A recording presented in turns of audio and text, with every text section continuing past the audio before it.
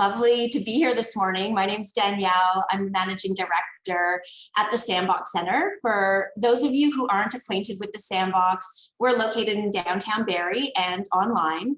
We're really committed to creating a better life through business. We do this by expanding networks, creating new connections, and developing clear paths to resources needed, as well as making the space for much needed conversations like today's. If you're interested in learning more, please check out sandboxcentre.com. We have an incredible group of leaders and organizations who each played an important role in making today's discussion happen. Thank you to our moderator and panelists who you're going to meet shortly, as well as our partners, RBC, Grant Thornton, Georgian College, and the Henry Bernick Entrepreneurship Center, Simcoe County, and XcelerateHER. I'd like to begin by introducing you to Sarah Bentham, the director at the Henry Bernick Entrepreneurship Center and founding partner of XcelerateHER. Sarah, I invite you to provide some opening remarks to set the stage for today's discussion. Thank you so much, Danielle, and thank you for the opportunity to participate in this Ask an Expert series. I bring gratitude on behalf of XcelerateHER, and just a tiny bit of background. XcelerateHER launched in the before times, as I call it, before the pandemic had begun. Before the group I see here was tasked with managing a completely different workload that included an increased level of care for others, unforeseen demands while balancing our regular day-to-day lives. Alongside the Sandbox Centre, the Town of Innisfil, and the City of Barrie, and the Henry Bernick Entrepreneurship Center, we took a good hard look at life for women entrepreneurs and realized that gaps existed in the supports they required and the type of support and funding and investment that they received, and also the mentorship that they could access from other women entrepreneurs, just to name a few of our findings. This research was based here in Simcoe County, and I also welcome those that have joined us from outside our region, and I believe that perhaps you have faced similar challenges. By launching XcelerateHER, this group just set out to make it right. And in our deep dive, we also found some really incredible things that we wanted to amplify and celebrate. Things like really strong women networking groups, multi-business collaborations and promotions, and wildly successful women business leaders and thought leaders across the region, which you're going to see today on our panel. XcelerateHER was built on 4 main pillars, and I'll just touch briefly on them. XcelerateHER support, which includes mentorship and growth coaches, XcelerateHER skills, which is workshops and boot camps, as some of you have attended, accelerating her network, offering peer groups and the ability to support focused events like this one. And finally, XcelerateHER story. And this component highlights and shares stories of women entrepreneurs in Central Ontario and ensures that these leaders are more visible. By showcasing the amazing things like what the women in this audience have accomplished and are setting out to do, other women, and maybe even most importantly, our youngest ones, will see themselves and aspire to lead in business and know that there's a place at the table for them. These are all housed under one roof at XcelerateHER.ca, and we'll send this in the follow-up. And I have to do a quick plug. Follow us on Facebook and Instagram. Look for XcelerateHER. The goal of the initiative is always to create space for conversations about our shared experiences in entrepreneurship and business. And sometimes it's tackling tough topics like imposter syndrome, burnout, or boundary setting, which I think is going to be really important. It exists to promote collaboration and encouraging each other and reducing isolation and the feeling that we're going at it all alone. We face some serious challenges in the now times, including job loss, and for many, the inability to work in the traditional sense. XcelerateHER now has an added responsibility to continue this conversation and address the disruption. And we're so grateful to have the opportunity to listen to our speakers this morning and to gain insight and see through their lenses what potential opportunities exist and also what resources might be needed going forward. And as for me personally, I'm just so glad to have the chance to share space with you all, I know so many of you, and to talk through and put words to the hard stuff that we're living through and feeling. And Danielle and team, thank you so much for the opportunity to attend and for bringing these remarks. So I'll put it over to you. Awesome. Thank you so much, Sarah. And yeah, Sandbox is just so proud to be a part of XcelerateHER, and, you know, hearing your comments and the areas of focus, it just is you know, so validating around the work that we're doing, but also the work that still needs to be done. So thank you for continuing to even fuel me as an individual. Now, before we jump into our discussion, we would really like to identify the traditional inhabitants of the land that we are on. I invite Casey Masters and Megan Lorty from Journey into Truth to share a little bit about the work that they do and share a land acknowledgement with us. Casey and Megan, welcome. Chimigwech, Danielle. Ani, everyone. We are so happy to be here. I was just thinking about all of the work that we've done with Sandbox and all of the conversations we've had, and it's just so lovely to be able to be here, to work with Sandbox, to see Sarah, and we've also worked really closely with XcelerateHER, and just to be able to offer this. And I think also in light of the recent news of the 215 children that were found in mass graves, me and Casey had some conversations that we feel more committed now than ever about why we're doing what we're doing. And so we're really excited to share a little bit about that with you today.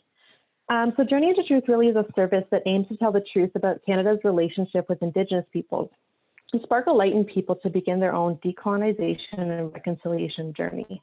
So the reason land acknowledgements are so important is they're meant to tell the truth about the impact of colonization and the life of our Indigenous peoples, pre-settlement, the Indigenous people's relationship with the land now and in the past. It's also a really great way to center decolonization and reconciliation in your day-to-day life. And it's a personalized statement of the value you place on decolonization and reconciliation. And with all that in mind, although land acknowledgements are so important, they're also a first step. They're a first step to move forward and to do more. So now I'm going to turn it over to Casey, but just before we do so, we also recognize that not everybody is in the Barrie area, and this particular acknowledgement is for the area. So we really encourage you to take a minute to think about whose land you're on and the communities that surround you, and how you as an occupant of the land can do your part in reconciliation and decolonization. So I'll hand it over to Casey. Miigwech, Megan, for that beautiful introduction to the land acknowledgement. Before I get started, I would like to share the land acknowledgement for where I am right now. And right now I am in the Robertson Huron Treaty Territory, which is the traditional territory of the Anishinaabe, specifically the Garden River and Batchewana First Nations, as well as Métis people. So this is now the land acknowledgement for the Barrie area. The land acknowledgement is a response. It is a response to keep with Indigenous protocol, build respectful relationships between Indigenous and non-Indigenous peoples in Canada, and a response to the 94 recommended calls to action contained in the National Centre for Truth and Reconciliation. It is customary to acknowledge the traditional territories, ancestral lands of Indigenous peoples. Please note that the respective acknowledgement is to be made as part of opening prayers, comments, introductions, and to be made available for all to see. Therefore, we would like to acknowledge the sacred land on which we gather on today. This land has been the site for human activity for thousands of years and was previously Wendat territory, but this nation perished due to disease brought over by the settlers. Currently, it is the territory of the Anishinaabe Nation. The Anishinaabe include the Odawa, Ojibwe, and Potawatomi nations, collectively known as the Three Fires Confederacy. We are dedicated to honoring Indigenous history and culture. We also recognize the enduring presence of Indigenous peoples on this land and are committed to moving forward in the spirit of decolonization, reconciliation, and respect. Miigwech, and enjoy the rest of the event. Thank you, Casey, and thank you, Megan. I'm such passionate supporters of the work that you do, and it's just so wonderful to share that with the group. And I'm excited to also link to your resources. I see in the chat that there were questions about where participants could find the land acknowledgement and learn more. So we'll be sure to link to Journey into Truth resources. Thank you again.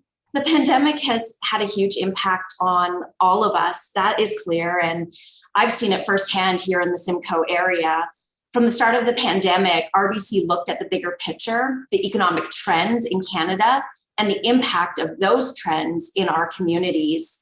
RBC's most recent studies show what a tough year it has been for the workforce, and especially for women. Today, we're going to hear from Marjolaine Hudden, RBC's regional president.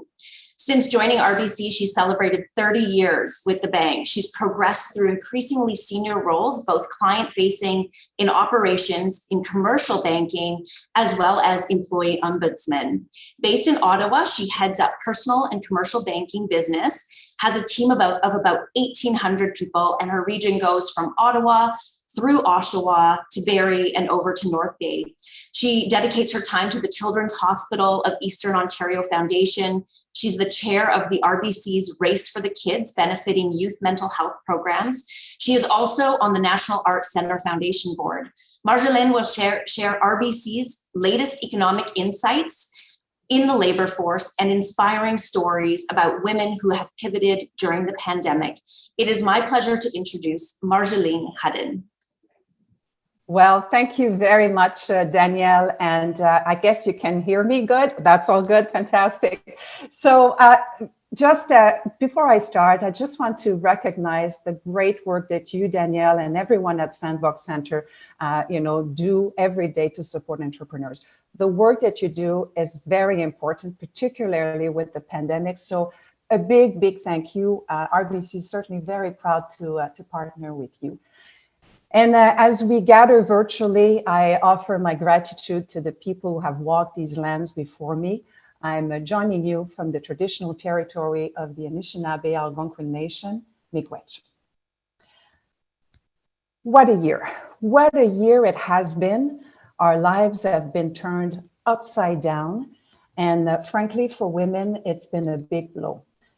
At the beginning of the pandemic, there was a storm of layoffs, over 3 million. Within a few months, many of these jobs came back. However, according to our recent RBC economic report, almost 500,000 women who lost their jobs during the pandemic haven't returned to work. 500,000. And why? Well, the hardest hit sectors have not fully recovered yet. And these sectors are female dominated: retail, travel, hospitality. More women than men have left the workforce altogether. In fact, 12 times more mothers than fathers. And a big factor is childcare. With schools remaining closed, with at-home online learning, childcare needs have increased dramatically. Dr. Robin Henley-Dafoe, a resiliency and wellness expert, says that women are hardwired to protect the home. Men have certainly become more involved at home, but the fact remains that women still do most of the juggling between work and childcare, and not to mention caring for elder parents. With the pandemic, that juggling act has become almost impossible. Just recently, we lost another employee. She's been with us for years, making great strides in her career, but she said, you know what, that's it. It's just too much. I'm being unfair to everyone. And like many mothers, she can't make a move until her kids are settled, until schools and daycares are fully open for good. With vaccines rolling out, there's hope. Some businesses will fully reopen soon, and some of the hardest hit sector will reopen soon as well. But how easy will it be for women to get back into the workforce? Any break from work is hard to recover from. We lose our connections, our networks, our confidence, our skills diminish. And the bigger question is, will there be jobs out there when they return? Will they have to reskill? The truth is, recovery will take years. And just think, in March 2020, we were celebrating. The presence of women in the workforce was at an all-time high. The gender gap was finally closing. Then just weeks later, the gap was blown apart again. Women lost the progress they spent decades gaining. We simply can't afford to lose women from the workforce for so many reasons. It's a loss for the workplace. We lose women's input, their perspective. For the woman herself, it's a loss of income, independence, and identity. And it's a great loss for our economy. $100 billion every year. That's how much we lose for every year that there are more men than women in the workforce. 100 billion. And there are more clouds on the horizons. Many women in the workforce right now are still at risk of leaving. This is we This is where we, as employers, as leaders, we have to do our part. We have to help them hang in there. I don't pretend that RBC, has the winning recipe, but here are some of the things that we've done to help. First of all, flexible work hours wherever possible, and paid leave to take care of kids. 30 days for parents and branches, most of whom are women. Also, allowing people to work from home whenever possible. We continue to enhance our mental health programs with more resources, seminars, and access to therapy. It's a recognition that we're all human. Every employer needs to do something, whatever they can. It makes good business sense. You can't have a healthy business without a healthy employees. And when you support your people, they remember. That builds trust. They'll stay with you. One thing that the pandemic has taught me is that listening is key. When we interact with our teams, we just need to slow down. Take the time to check in, to connect. Ask people how they're doing. See how they're truly doing. Unpeel that onion. And then listen. Now, let's look ahead. Let's look towards a recovery. How can employers help women come back to the workforce? I think it's time to think outside the box.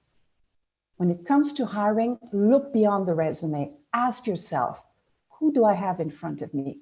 What skills does this person have? For example, if someone from the hospitality industry applies at the bank, I would certainly consider them for a job. They have many transferable skills. And for those trying to return to work, let's give them a path.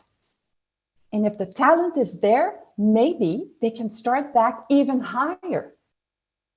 And let's be sure to create a work environment where women feel valued. They will be more likely to stay. We also need to keep offering flexibility, and mental health program must continue. Everyone has been bruised, and it will take time before we can breathe again. And let's not forget about our commitment to gender equality. We must keep encouraging women to move into leadership positions. They are natural leaders and compassionate ones. And this is not just about closing the gender gap. COVID has been particularly hard on racialized and immigrant women too. The UN said that COVID-19 has worsened inequalities. We must seize this once in a generation opportunity to build back better. We must keep working to empower all disadvantaged women. There's no true success until everyone succeeds. There's been so many challenges this year, but it has also been a chance to reset, a chance to reflect personally and professionally. Yes, many of the jobs lost may not return, but there's hope for renewal. In fact, 35% of Canadian jobs were already headed for automation within the decade. That's what our report on Future of Work showed. The pandemic accelerated that trend and forced us to adapt faster. We will need to rethink, retrain, reskill, but women will benefit. Our research shows that women are well suited to the jobs of the future. They have the foundational skills, critical thinking, social awareness, problem solving. And for the other skills they need, they're already taking action. More than 3/4 of the young women that were laid off during the pandemic are back in school. And there's another great movement happening, entrepreneurship. Women are more than ever showing an interest in starting their own businesses. I met an Air Canada flight attendant who was laid off.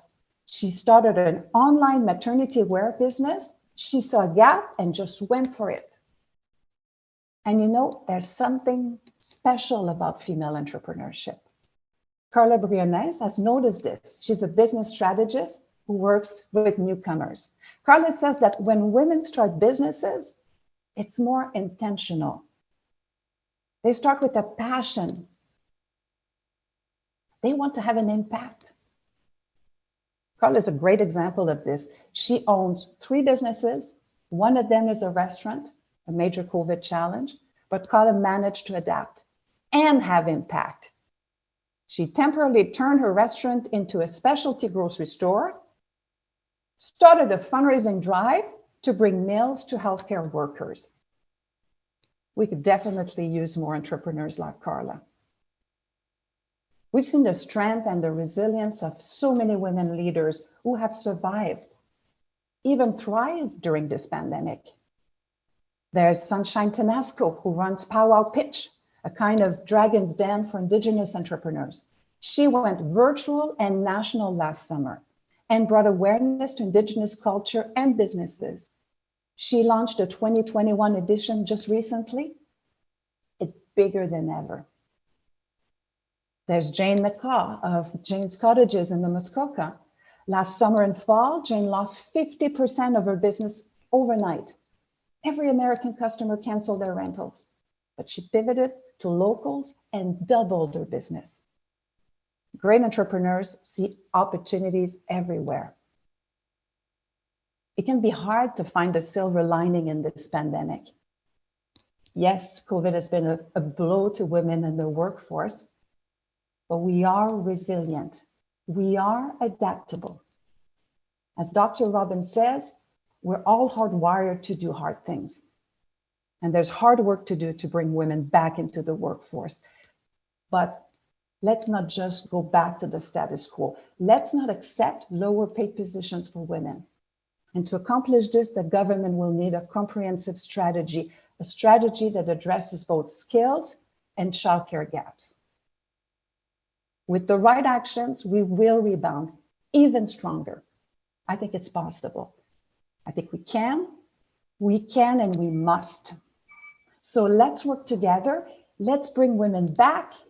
Let's make this a more inclusive recovery. Marjolaine, thank you so much for your words and even your references to Dr. Robin Defoe. She actually spoke when the pandemic started. She spoke for XcelerateHER, and so it's such an interesting reference for us because we were really, grappling with, the lay of the land as the world changed, and it was just so uplifting to hear from her and her words, and validating to hear also it come through in your message. And as well the stories that you shared from slowing down and having a more empathetic, heart-centered approach through to the role that we have and the responsibility we have as leaders, and even thinking about entrepreneurship and new beginnings. I read a BDC study that said women are likely to grow their businesses 3 times faster than others. And, for some of those reasons, whether it's leading with compassion or purpose, as you mentioned, and for other reasons, it's so encouraging to hear your message. So thank you for sharing that. Thank you for having me. Oh, wonderful. Well, now we're going to dive into further discussion where we're going to hear firsthand from some leaders that are local as well as span across Canada. So moderating today's discussion is Lisa Bertram. Lisa is the owner and president of Bertram Construction. She is a 3rd generation business that has grown and evolved with the ever-changing business landscape.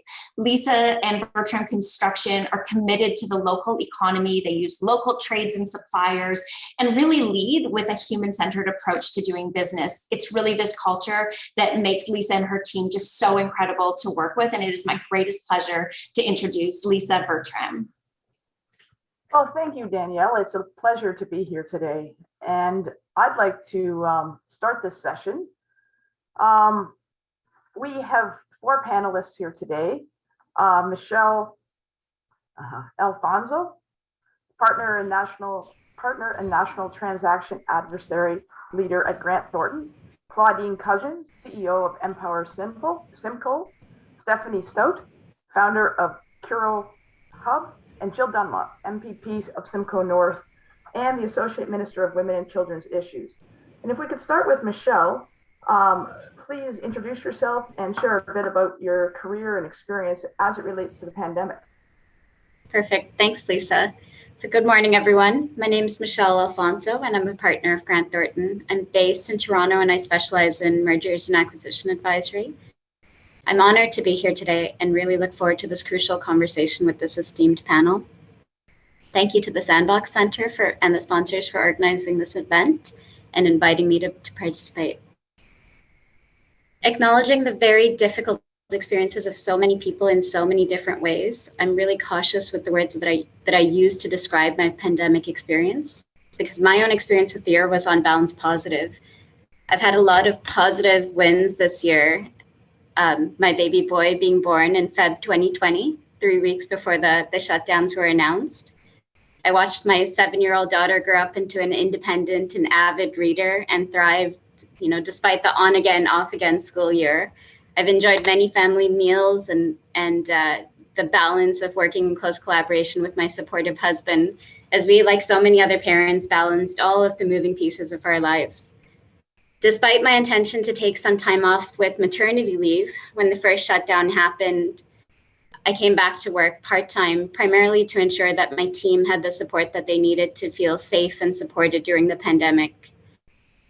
With the policies of Grant Thornton, which created a safe and supportive environment for my team across the country, and for the incredible resilience, collaboration, team spirit that my own team showed through the pandemic, our team thrived.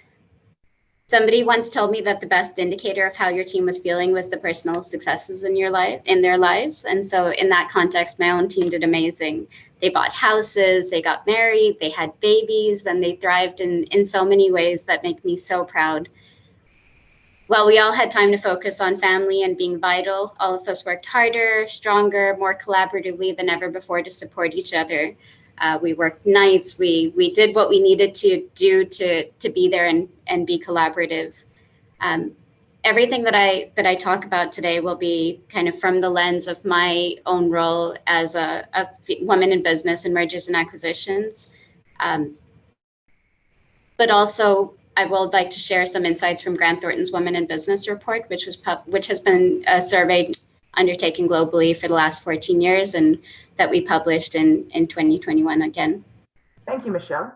That was a great introduction. Claudine, can you give us an introduction, please? Tell us a little bit about yourself.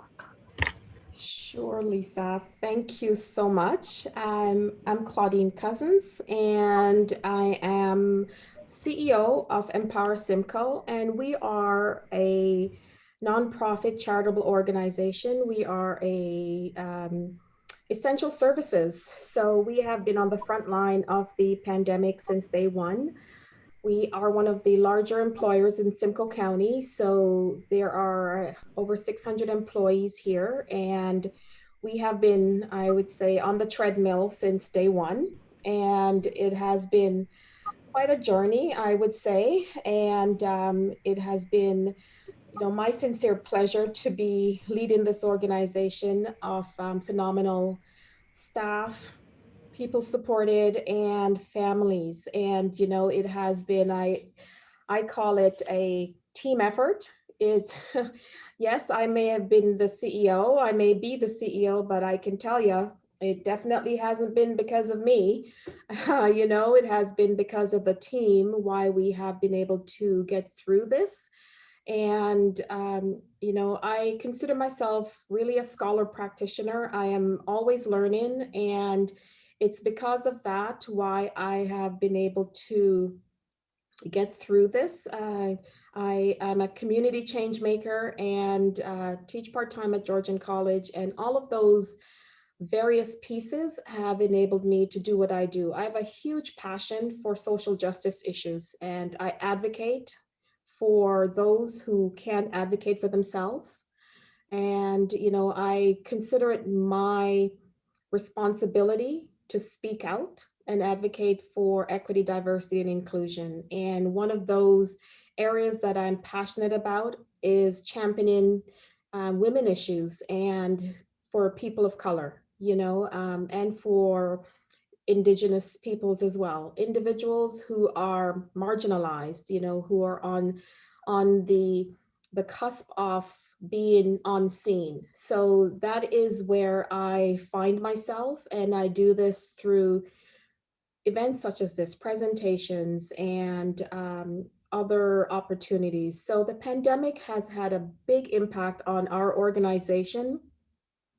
And I find that through opportunities that the Sandbox, which has become a fantastic partner, not just with Empower Simcoe, but with the community, that I've been able to voice some of the ways that we can collectively as a community share our knowledge and our actions in order for us to create that safety and well-being for not just Empower Simcoe, but for our community at large. So I recognize the significant impact the pandemic has had on women, especially those who are low-wage earners, on racialized communities, and with which also the disproportionately higher rates of COVID infection and deaths in large urban, ethno-cultural diverse neighborhoods. So I absolutely welcome the opportunity to have this conversation and to hear from everyone who are here and to be able to contribute to the discussion today. So thank you. Thank you very much, Claudine. It's lovely to have you here. Stephanie, welcome. Hi, good morning. Thank you. So my name is Stephanie, and I'm the founder of Curio Exploration Hub. Curio is a children's museum, is what I like to call it. It's very similar to a recreation space for kids, but we put a lot of emphasis on learning and development, and we try to incorporate as many principles in science, technology, engineering, art, and math as we can. Curio was under construction when COVID hit. So when March rolled around last year, we were under construction. So we hadn't even opened our doors. So the way that Curio has been able to change and pivot, or I don't know about pivot, but maybe just enhance our services, has been pretty drastic. We never thought that we would be an outlet for parents who are finding themselves being a full-time parent, a full-time worker, a full-time educator with no other resource or support in front of them. So Curio right now is offering kind of like a safe haven for children to go where they have nowhere else to go to be with their friends. And I have found that that's helped mothers, fathers, grandparents, anybody really who is in a position to be a caregiver. And it's touching, you know, and I think in this day and time, we have to find our purpose, and that's the purpose of Curio right now, is to keep our children happy. And when our children are happy in a time of crisis, our parents are just innately less stressed and have an ability to focus on the things that are of a priority in their life. And that's what Curio is hopefully able to do for the handful of families that we can service right now. Thank you, Stephanie. Minister Dunlop, can you tell us a little bit about yourself and some of your experiences relating to the pandemic? Great, thank you so much, Lisa, and good morning, everyone. And I'd like to begin by thanking the Sandbox and XcelerateHER for inviting me to be here today. And I am so honored to join this panel of strong and inspiring women. As a newer MPP, I was elected in 2018. I represent Simcoe North, but I'm also the Associate Minister of Children and Women's Issues for the province. So it's been a quite interesting position during the pandemic. I'm also a mom. Mine are all in post-secondary, so different challenges with my youngest going off to university and wanting to live in residence, and my other two doing online. So we've had our own struggles here, but it has been interesting in the ministry that I represent. Some of my portfolios, such as violence against women, child welfare, as well as developmental services. And Claudine touched on it, the fact that these are a high percentage of women workers and also were considered essential service. So early on in the pandemic, we ensured that these women were protected, having the supports for emergency childcare, because we knew that we needed these women to be in shelters and homes protecting other vulnerable women and their families. And this also allowed them to receive temporary pandemic pay. So I think that was important throughout the pandemic, and also recognizing that the violence against women would increase during stressful times, and having, encouraging people to stay at home. You now have women who are staying home with their perpetrator. So those were, some of the things that that we highlighted, but also with that was the supports that we gave to some of the agencies. So I'll give an example of counseling services. So they're not typically funded under my ministry, but my ministry reached out, provided them the supports they needed, and allowed them the flexibility, which was quite interesting. If you've worked with government, you saw government move at lightning speeds during the pandemic, and also all levels of government coming together to ensure that the right supports were in place for people all across Ontario and Canada. And I think that was important for the people, and ensuring that the supports were there for those vulnerable women and children in those situations. So also looking at some of the government supports we provide for small businesses, but I know we've got questions to get to, so I will pass it back to Lisa so we can get to the panel questions. Wonderful, thank you so much. Okay, you have to start with imagining a fire, because it's a fireside chat, and I don't know about you, but my air conditioning is going, so I'm struggling with the fire. So imagine a fire. So it's set up as a fireside chat here, and we're gonna bounce back and forth with some questions regarding, or to different people that I will, I guess, give you a little bit of a heads up. So before I read this question, I'm gonna specifically ask it to both Minister Dunlop and Michelle Alfonso. So there you go, that was your warning. There are some positives and negatives when it comes to the impact of the pandemic. These aspects shine a light on the work that is being done or needs to be done. Let's hone in on what is being done from your perspective. What is something you've observed or experienced that has moved the needle for women in business over the past year? And I'll let either one of you decide who wants to go first. I'm happy to start off, Michelle. Absolutely. I think, we're now in a position that we're looking back one full year on the impact of COVID-19 on women in the workplace.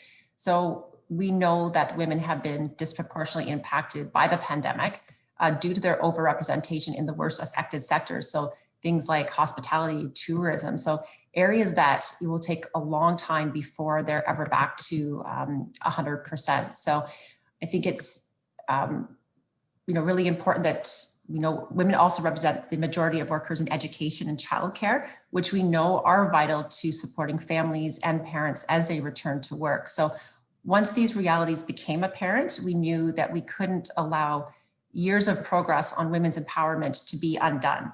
So our government wanted to ensure that women were supported and would not be left behind as the economy recovered. So the recent 2021 budget included measures to support affected workers, which also included $117.3 million in targeted employment and training supports, and support for women entrepreneurs and business owners through programs such as the Digital Main Street program and the Ontario Small Business Grant program. So I hope people who are listening today took the opportunity to apply to those programs.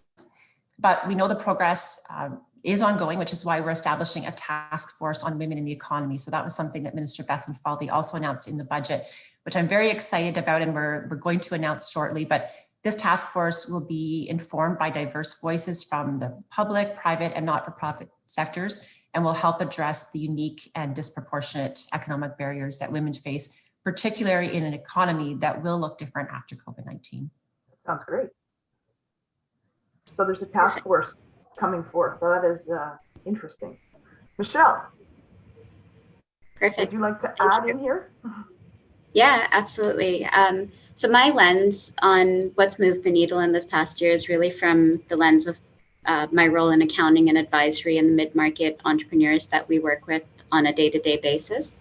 So this is a sector that thankfully has been very flexible, has, I think, in many ways created a supportive environment and hasn't had the same challenges that a lot of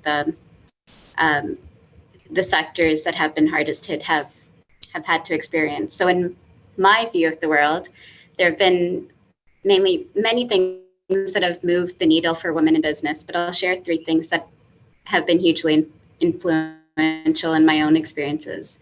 So the first thing is that I think we're at a tipping point for women in business. And this was confirmed in the Women in Business survey that Grant Thornton undertook, that revealed that more than 1/3 of leaders in business are women. And this is really huge because it's changed the lens in which we operate, but it's also changed the decision-making around women in business. So a really simple example is that if opportunities came up, with the best intention, the conversation that would happen pre-COVID or a few years ago would be, is it fair to ask Sarah to take on this role? It would involve a lot of travel. She has a young family, is it fair of us to even ask her to take on this role? But today, at least around in the conversations that I'm involved in and the conversations that I'm hearing happening, the question that's asked is, why don't we ask Sarah if she'd like to take this on? So that ability to have more female leadership at the table has created an environment where we give women the autonomy and trust to make critical decisions about their own lives and their own careers. And I think this is hugely important. The second thing that I think has really moved the needle is the commonality of experience. It's not just women who have children interrupting video calls today, it's men too. It's something that we've all had to collectively had to understand. The other commonality of experiences is really when it comes to opportunities. So the challenges associated with taking on new opportunities. Historically, women, might have stepped back because it involved a significant amount of travel. Well, today we're all in those situations. None of us are traveling. Those opportunities that, the challenges of today's environment, especially in Canada, have created a level playing field for men and women to take on new opportunities in a different type of operating model. And the third thing that I think has had the most significant impact, particularly from my personal lens, is leadership style. I've always been a soft-spoken woman. Being a soft-spoken woman in a traditionally male-dominated mergers and acquisition environment has always been a challenge for me. But today, I think what traditionally is seen as male-dominated traits that have succeeded in business, sales personalities, louder personalities, larger personalities, that those personalities aren't necessarily what's winning in the virtual boardroom. And I think that's created more opportunities, again, in my view of the world in the sector that I work in, for the needle to move for women in business. Thank you very much, Michelle. I am going to jump a little out of order, and I'm doing this because Jill has a cabinet meeting that got called this morning and has to leave a little early, and I just would like a little bit more input from Jill before she has to close off her camera and head out. So the next question is for both Claudine and Minister Dunlop, and we'll ask Minister Dunlop to answer first because I think we have 5 minutes left. Do you have any thoughts on what can be done to improve labor market outcomes of the pandemic for the lower wage women, the immigrant women, and the others that shared in Marjolaine's presentation? Well, thank you, Lisa, and thank you, Marjolaine, for your presentation. And it was great to hear the work that RBC is doing to make the workplace more inclusive for women. You mentioned one of your statements was, I can't have a healthy business without healthy employees. And that was something that our Minister of Finance also says, is you can't have a healthy economy without healthy people. So true. But, while we live in a province that values inclusion and equal opportunity, we know that women and girls in Ontario still face many barriers. Women remain underrepresented in political and corporate leadership and in some key areas of the economy, such as in skilled trades. And Lisa, you would know that firsthand. The finance and capital market sector and engineering. And we know that Indigenous women, racialized women, immigrant women, and women living with disabilities tend to experience even greater barriers. In the recent budget, Ontario announced an investment of $5 million in the Women's Economic Security Program. So this is a program that's delivered directly through my ministry, and it supports the delivery of skills training, employment assistance, skilled trade apprenticeships, entrepreneurship training, and then also the wraparound supports to help low-income women gain the knowledge and skills and experience to transition to the labor market successfully. So these are specific women programs. We also invest $2.2 million in another program called the Investing in Women's Futures Programs. And this program is supported at 23 women's centers across Ontario. And they provide, again, a wide range of services such as employment assistance, counseling and service navigation support. And this is to help women who experience multiple barriers to participate more fully in the economy and society. So unique programs that I've had the opportunity to travel across the province when it was safe to do so, and can't wait to do so soon, to visit some of these programs and meet the women who have been part of it. And those wraparound supports are so important, but offering the training to get women back on their feet into good paying jobs like the skilled trades, because we recognize women are underrepresented in those areas, but they're good paying jobs that have opportunities for future experiences. So providing those wraparound supports and training are quite important to ensuring that women have full participation in the economy. Well, that is great news. And I'm actually going to take a second here before I hand it over to Claudine to say thank you for that, because I can't find women to work in the trades. I can't find women carpenters. I can't find women laborers. And I would love it if through some of the investment that the Ontario government is putting into young women to potentially go into the trades, if it could actually help some of the problems that we are having within the trades. I'm a woman-owned business that wants specifically to hire women and can't find them.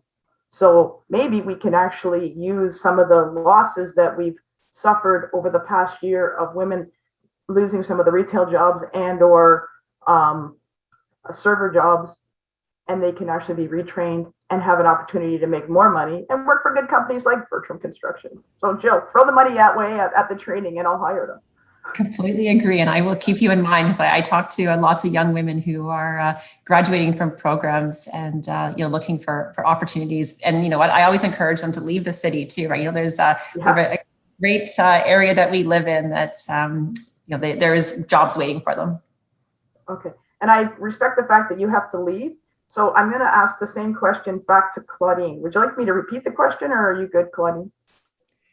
No, I think I'm good, Lisa. And, Lisa, I'm a big supporter of the trades. I work for the Ministry of Training Colleges and Universities and worked for apprenticeship for a long time and was very committed to women in skilled trades for a long time.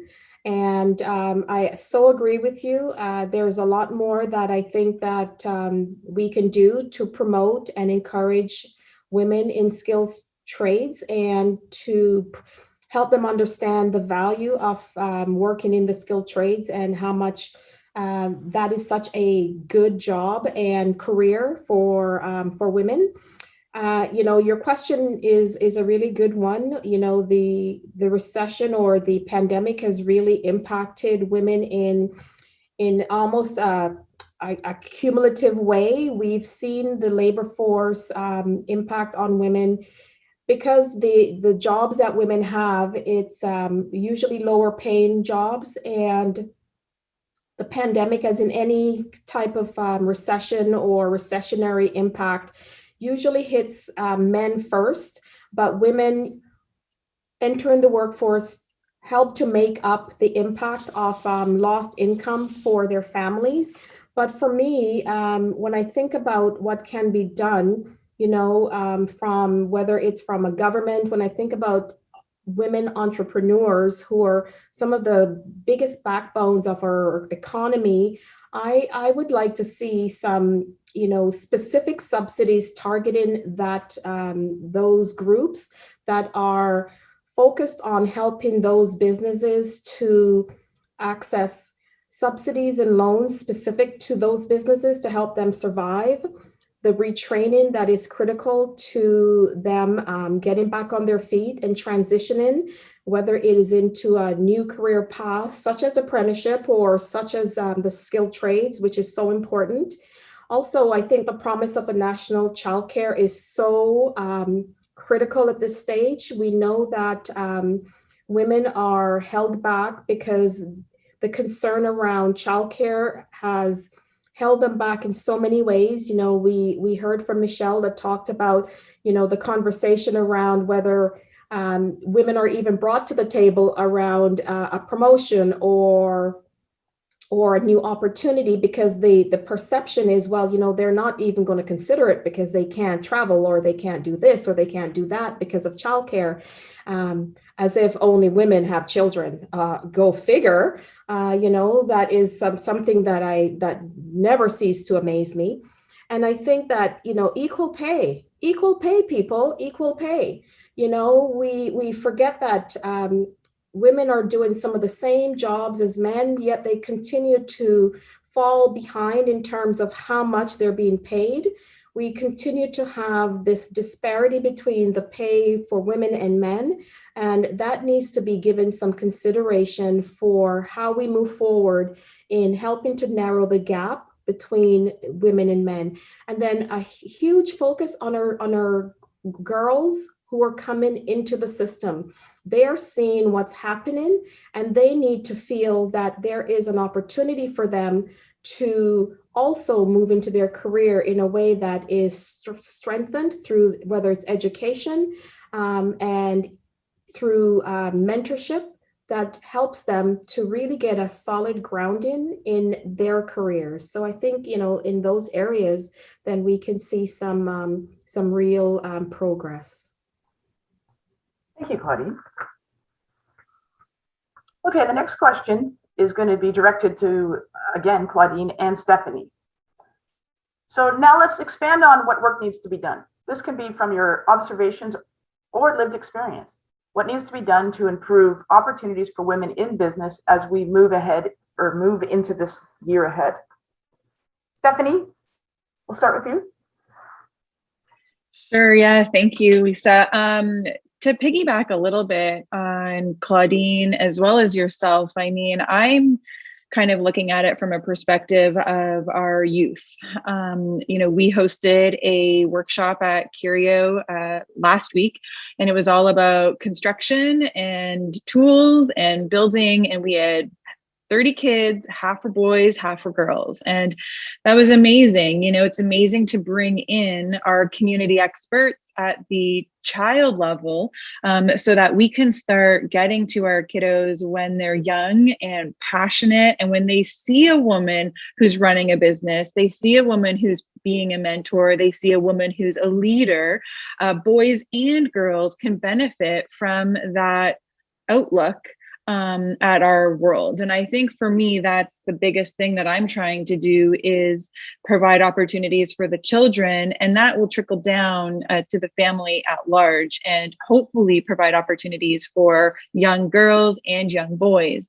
You know, we're doing sewing classes and there's boys signed up, and there's no gender division. It's more about inclusion and opportunity and seeing our inspired community so that our young people will feel that. They'll feel that energy, they'll feel that love, they'll feel that passion, and it won't even be in their mind that there are divisions between our gender. And I think that's one of the best ways to, for me personally, to contribute to some of the gaps that we see today. And, you know, Lisa, like bringing someone like yourself in and talking to kids, I think is a really great way to do that. And then being able to support a family who, especially right now, has their children at home. That's my biggest contribution, I think, to the community right now, is being able to give them the time and freedom to think without their children kind of scattered all over their house and pulling on their leg and asking for something to eat or their fifth snack of the morning. So in order for women, I think, to progress and have more opportunities, we need to give them the space and freedom to be able to do that. Flexible childcare is something that's very important right now. With the Ministry of Education, the stipulations for a licensed childcare center is really quite strict, and it's a very lengthy process. And with recreation closed and not a lot of opportunity for kids to leave the home with school closed, that innately more times than not falls in the hands of the woman, who's organizing childcare, who's organizing the schedule, who's taking a back seat on an appointment because the child is sick or because the child has nowhere to go. So being able to recognize that that gap exists, how can we support it? Maybe we can't change it, but how can we support it so that a woman doesn't need to ask for help? The help is just there. They have somewhere to take their child so that they can go to work. They have recreation available. And I understand that we're in a pandemic, so things are different, but there are still ways to have our kids out of the house in a safe manner. So I think if we could look at those two ways in our community to enhance childcare and then also open the eyes of our youth and take the division of gender right out of their mindset from this young age, we'll see the benefits of that in years to come. That is wonderful. Thank you. Claudine, can you add to this? Yeah, I'm thinking about this from the lens of Empower Simcoe. So as an employer, as a result of the pandemic, I think about women who are on track to move up the ladder into a higher level position, whether it's a management position or another leadership position within the organization. They will likely suffer some setbacks. We heard this right at the beginning from our keynote, that this will likely happen. And, this is usually based on gender biases that are usually common during an economic setback. One research from the Canadian Women's Chamber of Commerce and the Dream Legacy Foundation 2020 says around 61% of women entrepreneurs experienced negative impacts from the pandemic, including loss of contracts, customers, or clients due to childcare issues. And that's huge, when you're thinking about your business as an entrepreneur, that can cripple your business, that can set you right back. So for me, as a CEO of a business and an influencer within other businesses who I have an opportunity to talk to and do events such as this, I think it's really critical for us to really look at what the government has proposed around childcare, to hold their feet to the fire, make sure this does come to fruition, and because we've been waiting a long time for this, and we want that to come to fruition because we want to support our women within the workplace and our entrepreneurial women who need that support.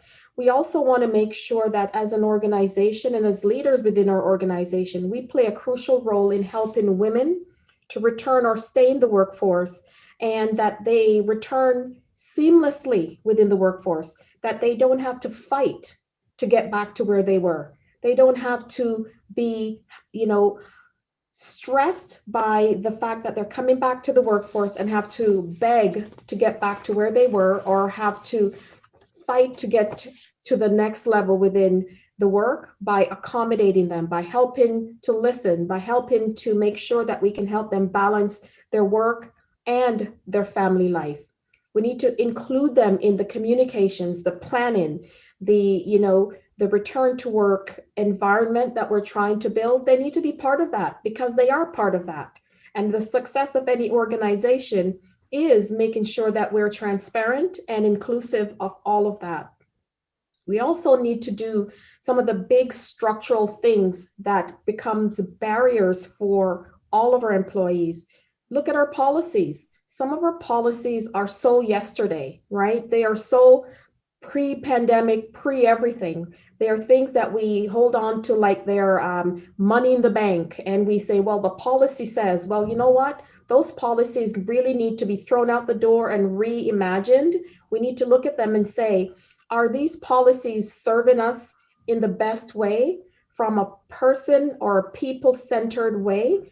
And think about how we can improve those policies to move us forward in a way that helps us to bring women back into the workforce and make it in a way that the organization can move forward in a productive and successful way. Well, thank you, Claudine. I think you had some really good points.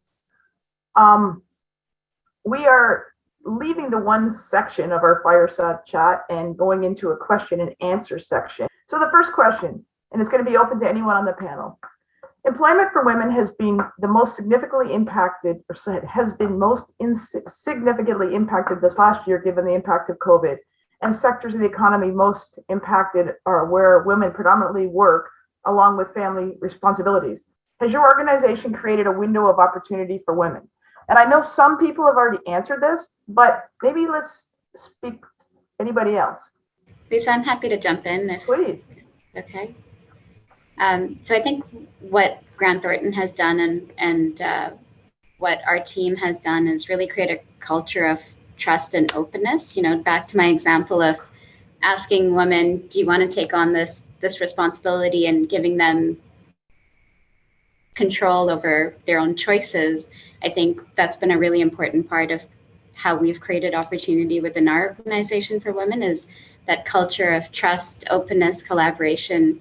And one of the really important things that happened was we created a safe space. So at the start of the pandemic, we committed to our teams that we weren't going to have any layoffs. And so we said, we'll all be in this together. We'll work our way through this. And that was a really important part of creating a safe space for women to not only have the authority to make decisions about what was going to happen for them, but for everyone to realize we were in this together.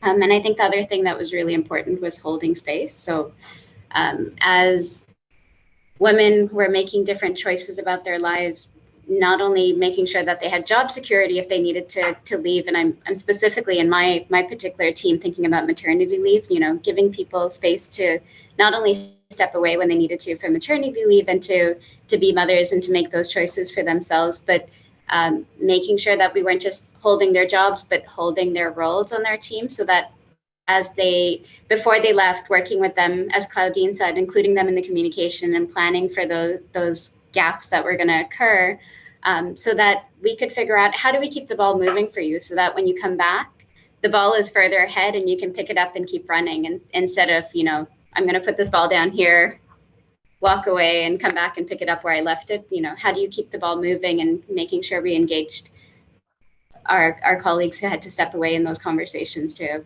how do we move the ball to where you need it to be, so that when you come back, you're taking it further. I think those things were really important within the context of my firm. Thank you. And I'm actually going to jump in here. I don't know if I'm allowed or not, but hey, if they put me in charge, I'll do whatever I want. At Bertram Construction, we did similar things in the sense, and we did different things for different people, whatever was needed. One of the women that works for us needed to be home, and her particular job function was not available to be done from home. She was available for a call, but that was about it. And we kept her employed. We kept her full pay and at home. And when she was able to come back to work, she was able to come back to work. Other people, we've gone flexibility. Anybody who can possibly work from home is working from home, but we've been very flexible, even with mental health. If some people actually didn't do very well from home, and if we have 12 empty offices at the office and only 2 people working from there, it's okay to bring a third in. It's not ideal, and we have to follow safe practices, but we work that way. And the other thing we did, similar to yourself, we did the commitment to not lay off. And that's something in construction, but it actually gave a bit of a peace of mind for people. We did flex hours as well as flex time in general. Like, so some people didn't have with workload, some of them were reduced. If their workload was reduced to 60%, you know, we offered them at least 80% pay. And so, and complete flexibility on those 60% hours. And they could pick and choose what worked best for their family as far as days worked or evenings or whatever was best for them. So, and we recognized that it was often 1 or 2 family members going through this. Some people were unemployed, some people weren't, like from the partners. And so flexibility across the board. And I can tell you, we have excellent retention, and I think we will have for a long time. So I'll jump into the next question. There is a couple of questions specifically for Jill, and because Jill's had to leave, we're going to skip over those questions, but we're going to send them off to her and hopefully get them answered. This is open to the panel. What are your views on enhanced working practices that will benefit women career trajectories long-term and with career succession? not sure exactly what's meant by that. So Stephanie, jump in.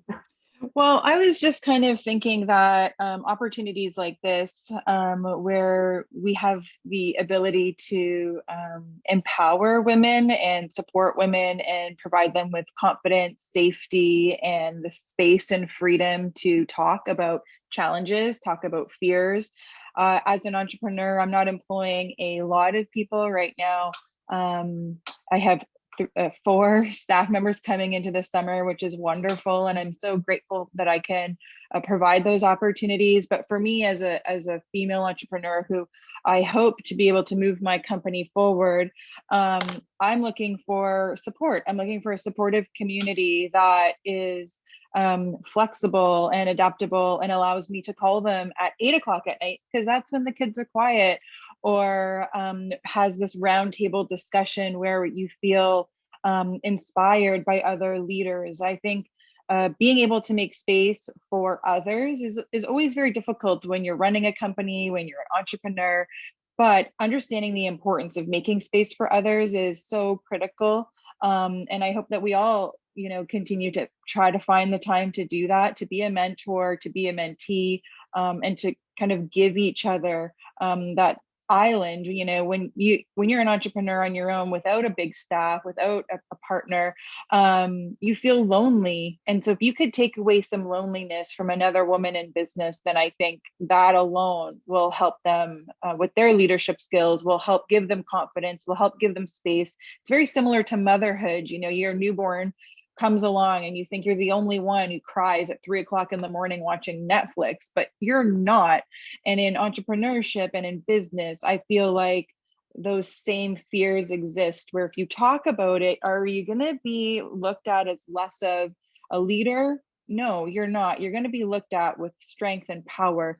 So creating these environments that give women the opportunity to talk, I think is really important. Stephanie, I agree with you. I consider it almost like it takes a village in this regard. It's the same mentality that I take what you've said and that I apply to this question. There's nothing that we do if we want to do it well that we don't, bring the community into it. And I think that if we want to be successful as women, as entrepreneurs, as a community, we have to do it as a village. And we have to reach out, and we have to be vulnerable enough to reach out and say, you know what, I need help, or reach out to say, I want to contribute to either the solution or the conversation, or I just want to reach out into the safe space and just scream. It just is what it is. And I think that we have to be able to create that kind of a community amongst us in order to do that. And I think if we're able to do that, then I think we will have that community that creates that synergy for women that will help us to thrive during this time. Thank you, Claudine. I'm going to switch gears and go to a different question than what I'm supposed to, because I think it actually aligns with the discussion right now. And the question is, not all employers or managers are equal, and understanding the impact of COVID-19 on women and the extra responsibilities placed on them, especially if they have young children and or elderly parents, i.e. the sandwich generation. Do you foresee any widespread policies being put in place to support employees, especially women, in managing life and work moving forward? Do you think things are going to change, folks?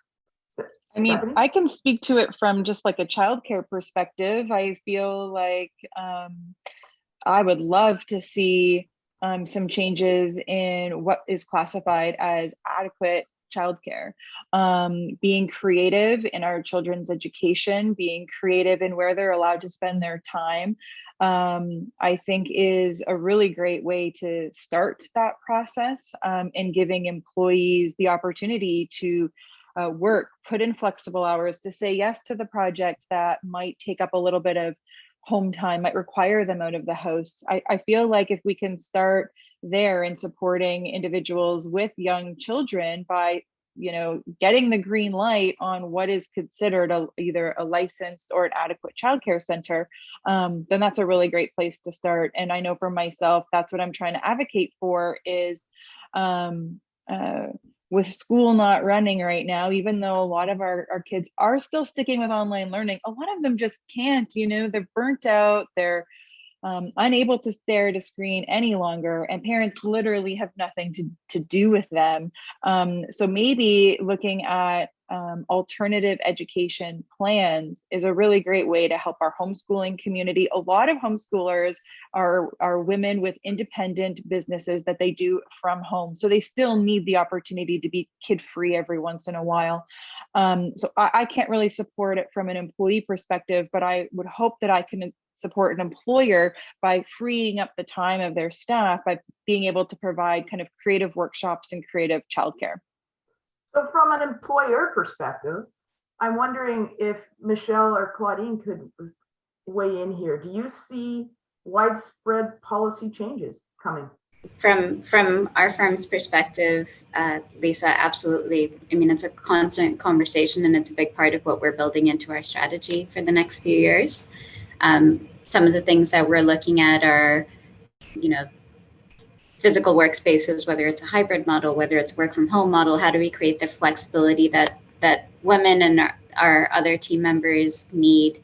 We're looking at flexible work hours. We're looking at really just having an open-minded conversation about what the new normal needs to look like to create a supportive environment for our teams to thrive. And I think one of the things that's important to me, because I am one of those, Stephanie, similar to you, I'm one of those very mothers of a young child that's online really late at night sometimes. And one of the things that I've had to do is create a, contract with our team so that if I'm sending an email at 9 at night, it's because I'm choosing to send an email at 9 at night, and I'm not expecting that you are responding or dealing with it. But please understand that I will need to work the hours that I need to work because I have a 1-year-old and I have a 7-year-old, and I'm doing stuff during the day that's important to me and to them. But that doesn't create expectations for you. And I think we need to have that, like a culture of conversations around that. But there's a lot of uncertainty today, but a lot of opportunity to change, right? That is fantastic. Michelle, and I hope you don't mind, but I want to steal that idea of the contract with my employees, because I'm this odd person that likes to work at like 3 o'clock in the morning, but then there's other times midday where I'm not working, and I'm often trying to figure out how on earth can I send emails that they don't actually go till 8, because I don't want my people being interrupted in the middle of the night just because I happen to be the best time for me to work. And conversely, I never look at my phone after 8 o'clock. If my people know that they need to get a hold of me, they have to call or text me, because I will not look at my email. But having that conversation around your flexible work hours and how it impacts the team, I think it can be so important. Thank you. Yeah, you know what, Michelle, I've had that conversation with my team as well. But one of the things that I've done, just because I know that I have some staff or some of my team members who, regardless of whether I've had the conversation, they're just wired that way. They will respond. I use times on my emails. I will time, I'll use a time send. So I will work in the middle of the night, but I will deliver it based on the next day. So I do that all the time now. I work in the middle of the night, but I deliver it the next morning at 8 o'clock or something. So I've taken that approach in order to help myself and help them manage how they respond. So that has worked really well for my team, and I don't have to worry about what time I work or what time they work. So it has worked out really well. So try that approach. That might work for you. I'd like to say something to that, because I've had that conversation with some of my team members, and I think part of the problem is that a lot of my team members have young children themselves. So at 8 o'clock in the morning, they're getting their kids ready for school. So sending an email first thing in the morning doesn't necessarily work for their mental health. So I think it's a individual. It's the time. You have to figure out your time. I know my team, and I figure out the time that works for them, and I set it based on individual time. Absolutely. Yeah, that's right. Yes, absolutely. So in terms of the policies that we're putting in place, I think that we would miss the opportunity not to learn from what COVID has taught us. I think that as organizations, if we just revert back to business as usual, we will not have learned anything, and that would be quite unfortunate. We could easily say, okay, we're all vaccinated, let's go back. And, whatever we have experienced as businesses, the best thing we can do is to reflect and learn and move forward. And one of the things that we definitely will be, and we've already started to do this because we are already in the planning phase, we are definitely doing a hybrid approach. And what I look at for my staff is, I don't care how you do your work. Here's the expectation. Here are your timelines. Do your work, and I think that a hybrid model, whatever way it occurs, that's what's important. So in terms of policies, we are definitely looking at policies. One of the things that I want to put on the table is, the United Nations have a policy brief out right now. It's about women, and they've identified 3 key priorities that they believe will have meaningful impact on the rights of girls and women. And the 3 things are ensuring women's equal representation in all COVID-19 response planning and decision-making. Policies that do not consult women or include them in decision-making are less effective and can do more harm. The second is driving transformative change for equality by addressing the care economy, paid and unpaid. Care jobs are underpaid in relation to other sectors. Women at home are unpaid and invisible, yet both are foundational to daily living and the economy.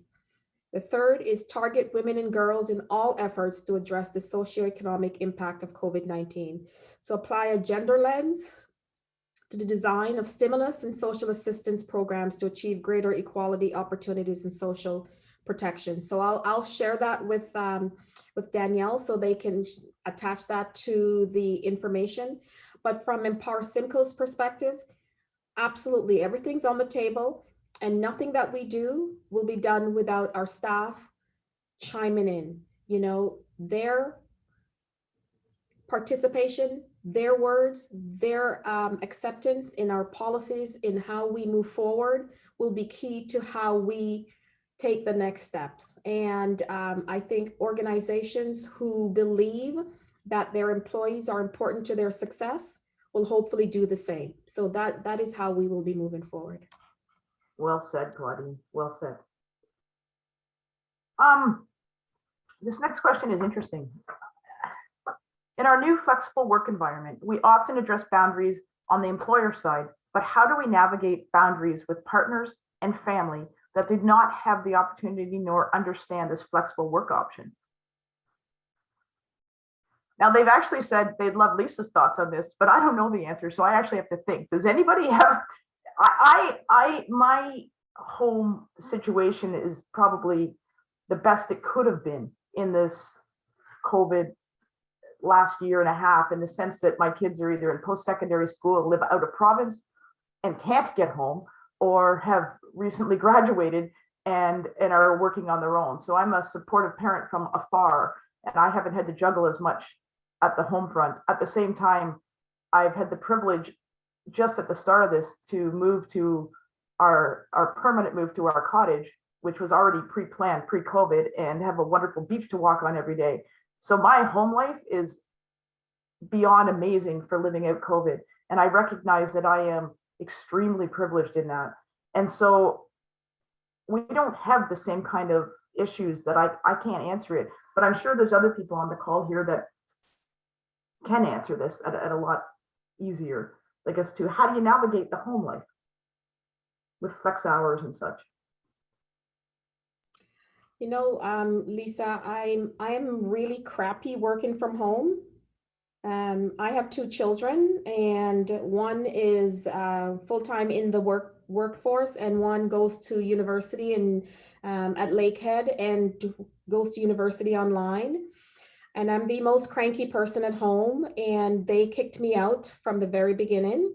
They told me that I need to go back to work. And the great thing is we have so many administrative offices across Simcoe County and the buildings are empty practically. So I'm in the office now and I'm able to work in the office because I am just not good working from home. I can, but I don't like it. I just don't like it. I prefer to work in the office. So I come in the office and when I'm at home, I'm walking around talking to myself going, I really hate this. I really hate this. So my children have kicked me out, and my daughter is one that she does not like working from doing school from home. She has a really hard time. She is challenged by it. She doesn't like the staring at a screen and that direction. And my son is the opposite, loves working from home, would love for his employer to say, work from home for the rest of your life, which will not happen. He's a civil engineer, so he needs to be out and about and doing things.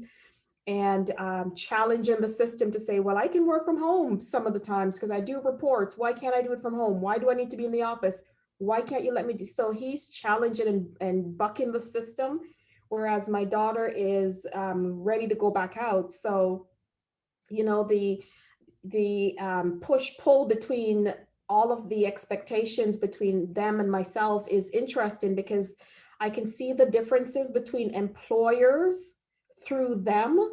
And it's really interesting because you can see some of the rigidity in some employers through what they're going through. And it's quite challenging. So I stay out of it and, you know, say to them, you know, here's what we're doing at our workplace. Maybe you can bring that as an option to your workplace and see how that works. But it's interesting to see the differences in workplaces. Yes, it sure is. You know, I've been involved for about 15 years with a personal advisory group, which is a number of family businesses that the group of us meet once a month for 15 years. And of course, we've gone to this venue over the last year and a half, but everyone's saying the same thing. And that is, without flexibility, you know, if you want to retain employees in the long run, you're going to have to get flexible if you're not there already. Michelle, do you have anything to add? Like, what have you seen from your team as far as navigating the new work from home or whatever worked for them with their own families? I think we benefit from being really flexible in the work that we do. You know, there are high expectations, and but there's also a lot of flexibility. You know, a lot of our clients are trusting us to think for them, and whether we think in the morning or we think at night, like there's just time and space that we have in our day to be flexible. And as a team, what we've done is created a culture of collaboration. You know, I keep saying culture, but it's, for example, on Thursday, we'll often talk as a team and say, okay, who has what on their plate? How do we help get through the next day or so that by the time we get to the weekend, everyone has the space they need to actually have time for themselves, and there's not an expectation that people are working. And then we'll try to figure out who needs support, how do we support that person, and do that. Fabulous. I think it's just collaboration. It's, you know, creating an environment where we can talk about these things, that when kids pop up into screens, when someone has to go offline or go off camera or, you know, stop what they're doing and go deal with a situation, that we're it's fine. You know, that's what's happening right now, and that's what we're all dealing with, and we all know that and understand it and move on. I'm not sure Lisa, what else. I think one of the best things that has happened to us are the animals. I honestly believe the best thing that has happened to us during COVID is the opportunity to experience the mental wellness through individuals, animals that cross the screens. Honestly, I love when the cats and the dogs and the various animals come across, because it makes you smile. It you know, it just brings a different sense of you know, relaxedness and de-stressing, that at one time, if that was to happen, or even a child coming across the screen, if at previous to COVID, it would be like, oh my gosh, did that just happen? That is so faux pas, you know, that should never happen. That is so unprofessional. That is so so this, so that. I think for me, that has been one of the best things that has happened. I agree with that. Yeah. I mean, it's anybody who knows me knows I always have a dog at work. So when you have a construction company, you can get away with stuff like that. But you know, and there she is, right? But I definitely agree. And I would like to thank Michelle, Claudine, and Stephanie for their time here. And I need to hand it back over to Sarah because I was supposed to do that 5 minutes ago and I forgot to check my watch. So Sarah. Awesome. Oh my goodness, Lisa, you are such a natural. And I know I saw you moderate a conversation a few years ago, and I just love your like authentic and real approach to the conversation. And you really just brought that forward today. So thank you so much for being you and just for stewarding this conversation. You were amazing. Well, thank you. You're making me blush. And we love the animals, Claudine. I couldn't agree more. Lisa, so I just have to ask, what's your dog's name? Her name is Mika. Well, Amika is her formal name, but Mika, yeah. And she's very tired, but looks things. A good 45-minute beach run this morning causes a quiet dog. Oh, so amazing. And it makes my heart sing, and it makes me think of what, Marjolaine said earlier about, having that heart-centered approach and leading with empathy and just seeing, like today, I know it was the headline was a window of opportunity, but a window into each other's lives. And you all shared that through your lived experiences. Michelle, Claudine, Stephanie, thank you. I know Jill had to leave, but a thank you to her as well for sharing those lived experiences through, you as individuals, through your role as leaders, and just your authenticity of the conversation. It's so appreciated. A huge thank you to all of the partners that made today happen, Simcoe County and the Ask an Expert series, XcelerateHER, Henry Burdick Entrepreneurship Center in Georgian College, Grant Thornton, RBC, and for all of you who joined us in today's conversation. We'll be sending a post-event email to attendees where you'll have access to some of the resources that were referenced, as well as connections to continue this conversation. And I just am so grateful to have shared this with you all. So thank you for being here. And I look forward to hopefully seeing you again in the future in person. But until then, of course, we will see you at our next online session. Thank you so much and be well.